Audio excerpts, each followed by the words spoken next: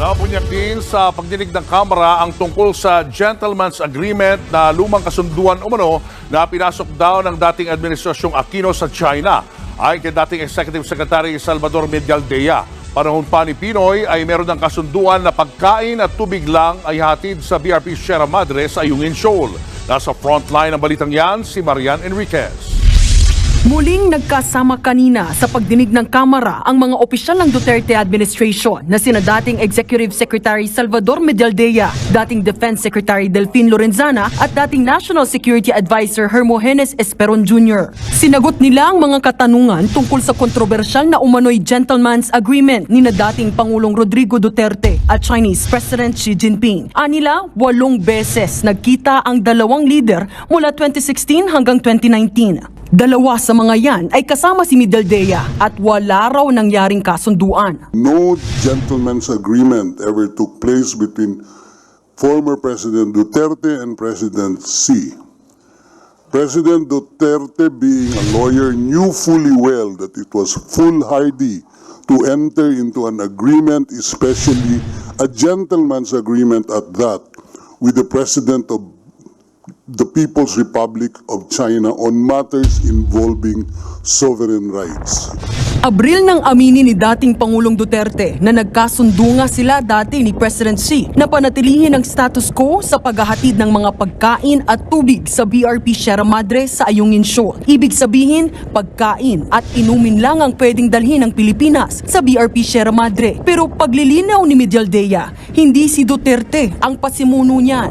Tinuloy lang daw nila ang dati ng kasunduan na pinasok daw ng administrasyon ni dating Pangulong Noynoy Aquino sa China noong 2013. There was a commitment by then Voltaire Garcia that Voltaire Gasmin that he promised the Chinese embassy that he will deliver only food and water to the Marines assigned at the vessel. Si dating Secretary Voltaire Gasmin ang dating Defense Secretary ni Pinoy. Sa kabila niyan, paglilinaw ni Lorenzana, walang direktiba o anumang iturn over si Gasmin tungkol sa kasunduan sa BRP Sierra Madre o pagre-repair nito. Giit naman ng ilang kongresista, noong panahon ni Aquino, inilalaban pa lang sa International Tribunal ang 9-line claim ng China. Sa panahon na ni Duterte, lumabas ang 2016 arbitral ruling. We can't help but express our surprise po, no? And in 2016, when the arbitration ruling came out, explicitly saying na meron pa tayong exclusive sovereign rights over exclusive economic zone, hindi po binago yung supposed status quo. Paliwanag naman ni Medialdea, Because we were towards a different direction at the time. How can we attain a good relationship with China, no? Even with the decision at hand? It was something that the former president was saying, I have this decision now. I can carry it. ayon kay Lorenzana, nag-umpisa silang magsagawa ng repair sa barko noong 2021. Dito na raw nagsimulang bombahin ng water cannon ng China ang ating mga barko. Chinese embassy is claiming that we are trying to strengthen the ship as a whole. Pinapaganda natin yung nirepair natin yung ship. But according to the Navy, when I talked to them, ay nire-repair lang nila yung tulugan at tirahan ng ating detachment doon, which we did. Tinanong din ng isang mambabatas ang Department of National Defense kung hindi nga ba kinailangang i-repair ang BRP Sierra Madre mula noong 2013 hanggang 2021. Sasagutin daw yan ng DND sa isang executive session. Balak ipatawag sa susunod na pagdinig si dating Secretary Gasmin. Iimbitahan din ng Kamara si dating Presidential Spokesperson Harry Roque na unang nagsiwala tungkol sa umano'y Gentleman's Agreement. There was a policy not to repair the BRP Sierra Madre. That is quite a revelation for me, Mr. Chair. That was not during our administration. It was the previous administration's policy. Yes, Mr. Chair. It was entered into in the administration of Pinoy, but it was maintained by the Duterte administration. Thank you for the clarification. At the time, wala pong the testimony, the narration is supposed showing na wala pong gentleman's agreement. Wala, sir. However po, we maintain the position of status quo supposedly na wala pong repair. No repair whatsoever. But what was agreed upon, what was committed by the former Defense Secretary, that he will only deliver food and water to them. I did not expect that there would be an admission po, no? That we really did withhold repairs from BRP Sierra Madre. I just assumed that there would be a denial of a gentleman's agreement. But this is, for me, shocking news. Nabanggit po ninyo, sir, na through the Honorable Chairman, na meron pong commitment in 2013. Yun po yung naging basis of status quo. Would the good ES be in a position to elaborate po?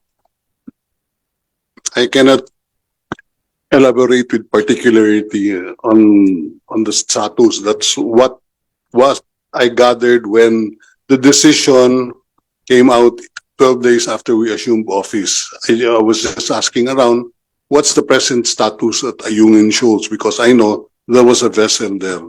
And the information I gathered was that there was a previous commitment that food and water will be allowed to be shipped to the dilapidated vessel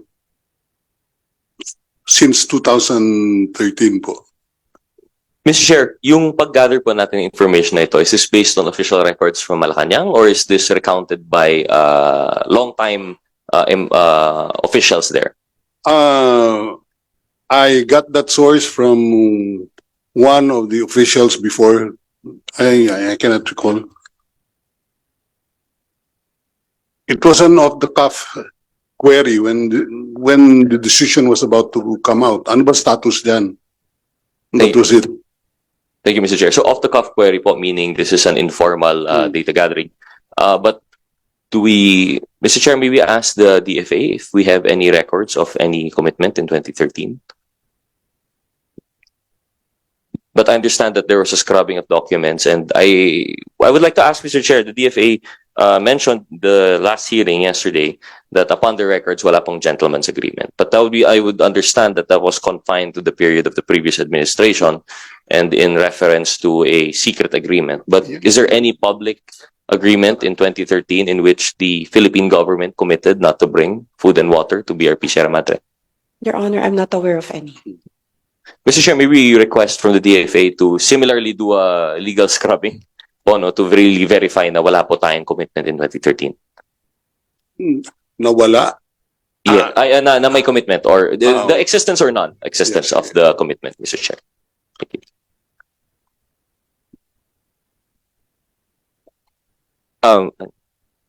Mr. Chairman, can we be You're very recognized, specific? Secretary. General Lorenzo. Thank you, Mr. Chairman. Can we be very specific? What was this agreement about? Ano ba talaga yung tumbok ng China? Ano ba yung agreement na yon? Because kasi we are at a loss kung ano yung ibig nila sabihin eh. We agree, Mr. Chair.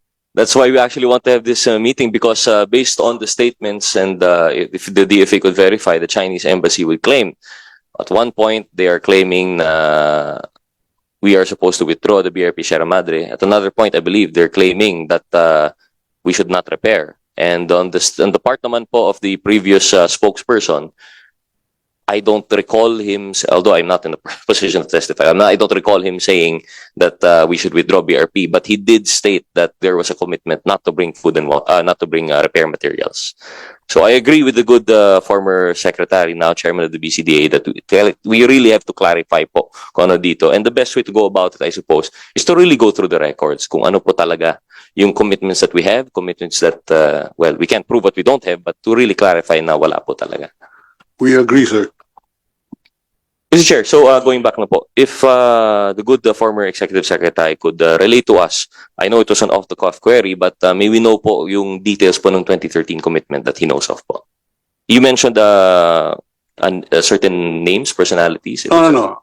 That was what I recalled when the decision came out 12 days after we assumed office. I was just asking around because I was not really familiar with the West Philippine Sea situation.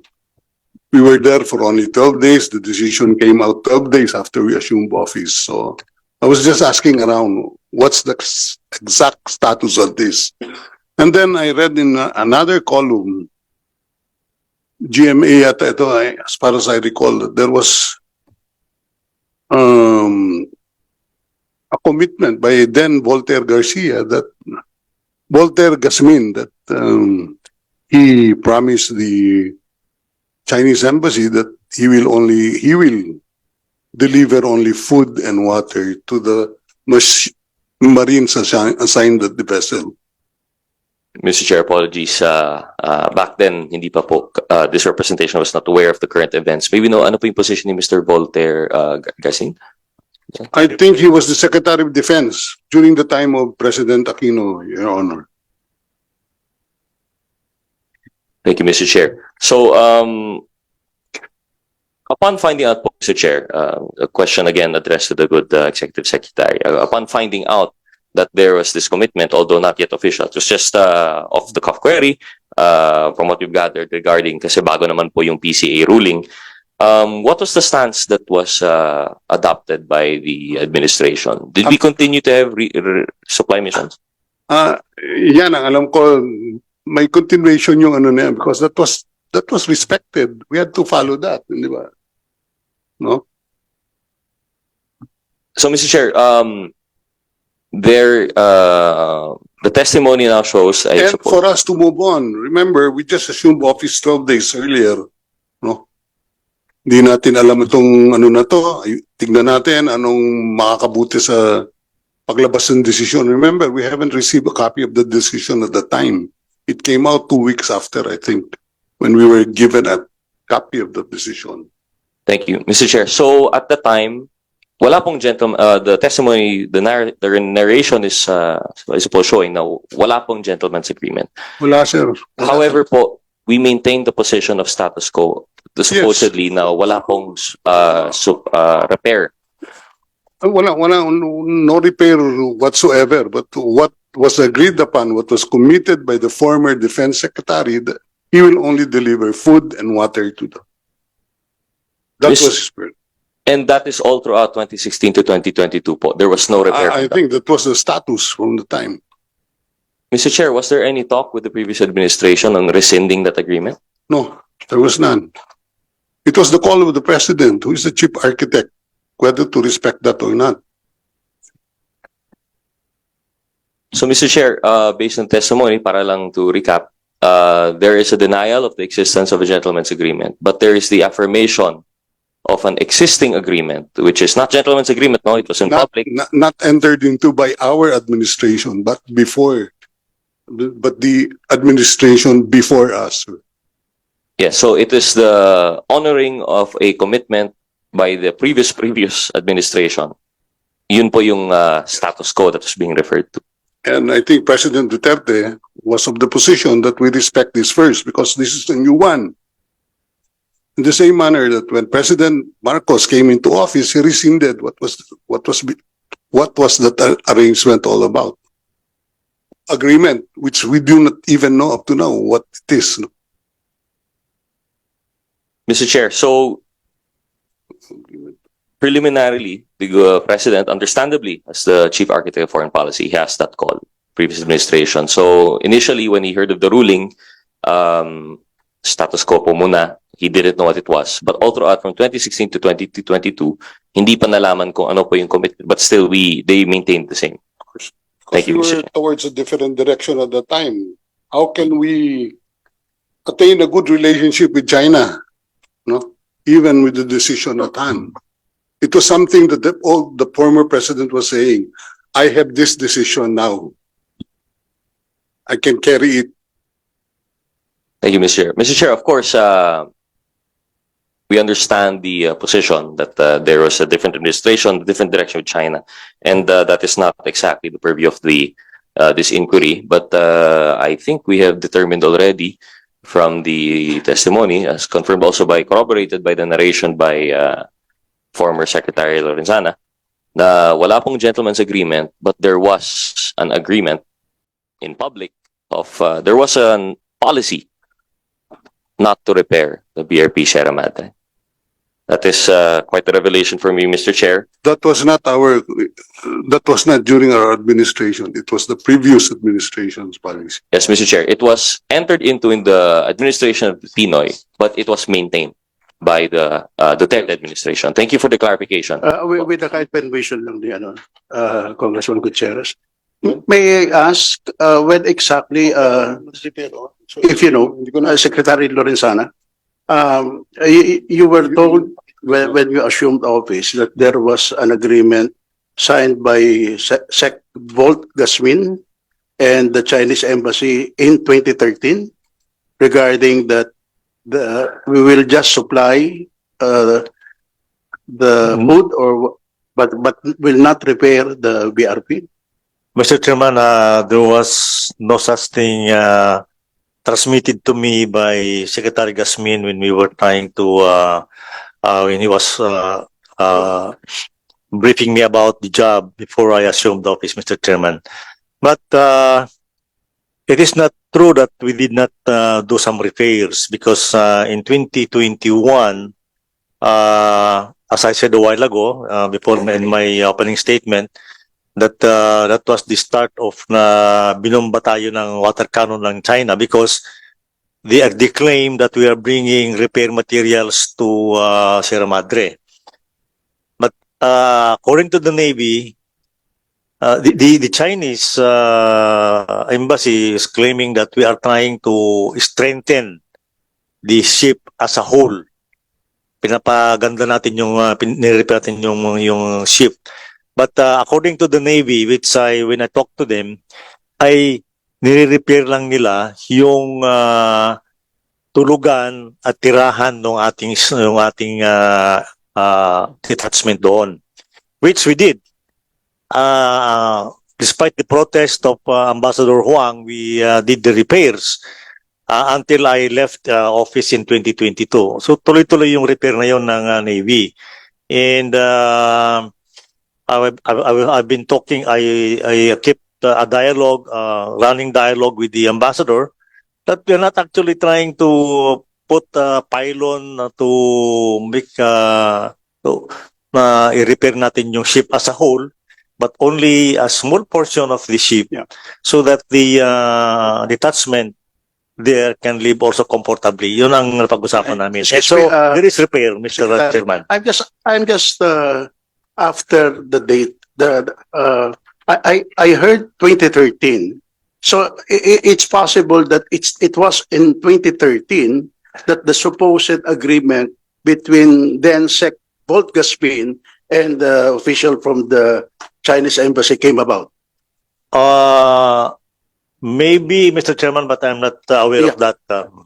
But may I ask when from the representative from DOJ, when was our arbitral ruling? When was the arbitral ruling in our favor? Mr. Co-Chair, with respect to this one, the arbitral award on the merits was issued on July 12, 2016. The arbitration was initiated on January 22, 2013. So what I mean is that on the assumption that there was an agreement between Sec Volt Gasmin and the Chinese embassy official in reference to the so-called repair or non-repair of the BRP, that came before the decision of the arbitral ruling, which happened in 2016.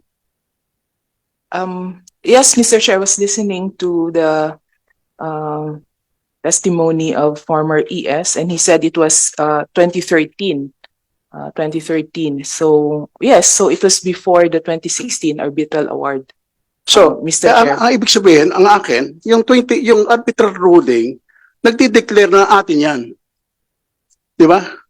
Yes, sovereign yes. right. And therefore, being part of the sovereign right of the Philippines, we can do anything insofar as the BRP is concerned and not necessarily be covered and be bound by the so-called agreement between Sec Gasmin and whoever is the Chinese official. Your Honor, that is correct. Before the arbitral award, there is no legal clarification on what parts of the West Philippine Sea what areas, what shoals form part of our exclusive economic zone and continental shelf. With the arbitral award in 2016, we got a very clear legal clarification and ruling that Ayungin Shoal is a low tide elevation and therefore forms part of our exclusive economic zone, and the submerged area forms part of our continental shelf. So even assuming that the former president allowed the status quo for up to 2021, but in 2021, the former president already made a declaration that recognizing the arbitral ruling in favor of our country. So at the very least, on October, by 2021, whatever agreement that the former secretary and the DFA and the Chinese embassy was also revoked by virtue of the pronouncement of the president in former president in 2021. Mr. Chair, you're referring to the statement of the former president before the United Nations General Assembly when he said that the arbitral award now forms part of international law. Is that the statement you're referring to, Mr. Chair? I'm just restating what the former ES said a while ago. That because there was a assumption that the president has not stated anything about the arbitral ruling until after he is already in possession of a copy of the arbitral ruling. This was in 2016? You're referring to 2016? According to Secretary ES, former ES, by 2021, the president made that announcement. So, ang ibig ko na sabihin, kung inallow ng dating Pangulo na yung magpatuloy yung status quo, kasi sinabi kanila, inallow nila yung status quo. Pero by 2021 ni-recognize na ng ating Pangulo dahil meron na siyang kopya, then at the very least by that time dapat revoke na rin yung pinag-usapan na. Assuming that Sec Volt and the Chinese embassy official have authority from both of their countries to enter into such an agreement. When you're referring to the former president, you're referring to former President Duterte, Mr. Chair? Yeah. The award was issued on July 12, 2013. So by that time, the Philippines is considered to have a copy already of the award when it was issued by the court, Mr. Chair. The decision came out in 2016, ma'am. July. Yes, July 12, 2016. So the Philippines is considered to have a copy already of it in 2016 of July.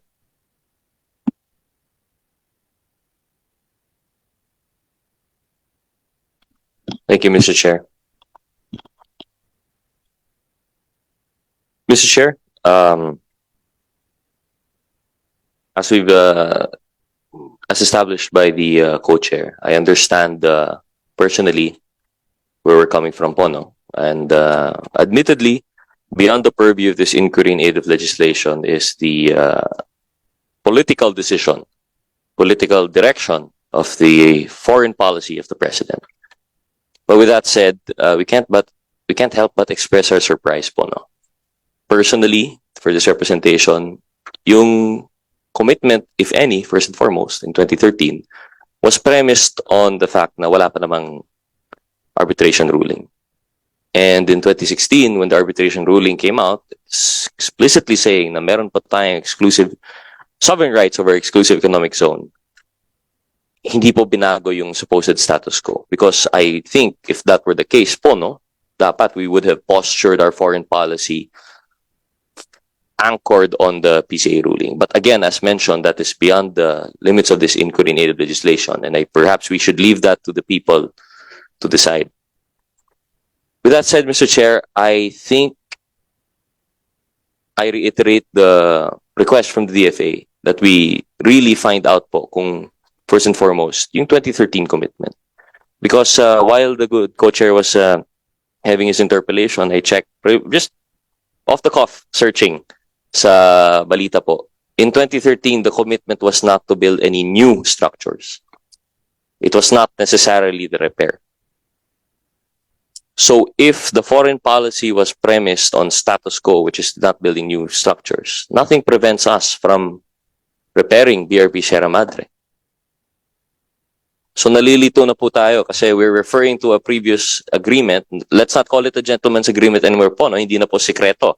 We have an admission that there was that policy not to repair BRP Sierra Madre in reference to a previous commitment. But based on preliminary searching, it was only not to build new structure. So, in my opinion, parang yung policy of the previous administration, again, beyond the purview of the inquiry, was a shaky foundation po, no? In light especially of the 2016 ruling enforcing our exclusive sovereign rights over the exclusive economic zone. Again, beyond the purview of this inquiry. Mr. Chair, I beg the indulgence of this committee. I don't know yet what to do. I did not expect that there would be an admission po, no?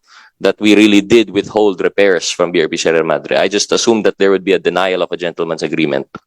But this is, for me, shocking news. Mr. Chair, siguro not at this time, but siguro in another committee meeting with the DND, I would like to be probably apprised by the members of the AFP on what, if it is not an issue of national concern, that we would be apprised po, no, of the number of missions that were done to repair before 2013 and then between 2013 to 2022. Siguro po it's high time we really take a look kasi po na in supposed agreements na wala na po yung ating commitment to our troops in BRP Sierra Madre. May kulanong salita na ang ibig sabihin dito ay ang pagkakaisa. Bunyog Party List. Halika na, Bunyog Party List ka na. Halika na, Bunyog Party List ka na. Sa susunod, ang atinang suportahan, Bunyog Party List, nagtataguyod ng katotohanan, lumalaban para sa bayan.